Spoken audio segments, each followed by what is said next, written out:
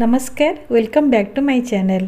खरा दिने सबु ओडियांकर प्रिय पखाळ आज गोटे छुंक पखाळ करी बहुत कम समय भितर देखाइबी। तो चलतु स्टार्ट करिवा रेसिपी। यही छुंक पखाळ पई मु भी अरुआ चाउलर भात नहीं भात टिके मु सॉफ्ट करके बनाई आउ ठंडा करिया को छाड़ी देथिल 10 मिनिट। एबे एथिरे गोटे चमच लुण देबी, आपण आपनका स्वाद अनुसार लुण देबे।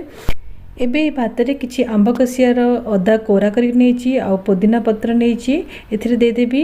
आंब कसा अदा आ पुदीनार फ्लेवर ए छुंक पखाळ रे बहुत भल करथाय। आंब कसी अदा नथिले प्लेन अदा भी नहीं पारे। एबे मु एथिरे गोटे कप दही दे देछि। दही सहित भात को मिक्स कर देबी आउ 2 कप पानी दे देबी। पानी कंसिस्टेंसी भातर जमती बेसी मोटा न करथाय, टिके पतला हेले ए पखाळटा बेसी भल लगी थाए। एमती कंसिस्टेंसी रखिबे, आपन लागिबो जदी बेसी मोटा अछि आउ टिके पानी दे देबे। एबे हमें गोटे छुंक दबा। छुंक पे ये 2 टेबल स्पून रिफाइंड ऑयल नहीं टिके गरम हो गले गोटे चमच सोरिष दे देबी और 3 टी 4 ड्राई चिली दे देबी। टिके गरम ही आसले एबे किछि भेसुंगा पत्र एठी दे देबी। पर टिके भाजी हो गले मु पखाळ रे छुंकटा को दे देबी। छुंक टिके ठंडा हो गला परे आमे पखाळ रे पकाइबा, काहे कि ना हम ऑलरेडी पखाळ रे दही पकई चंती। एबे हमर डिलीशियस दही छुंक पखाळ रेडी हो गला।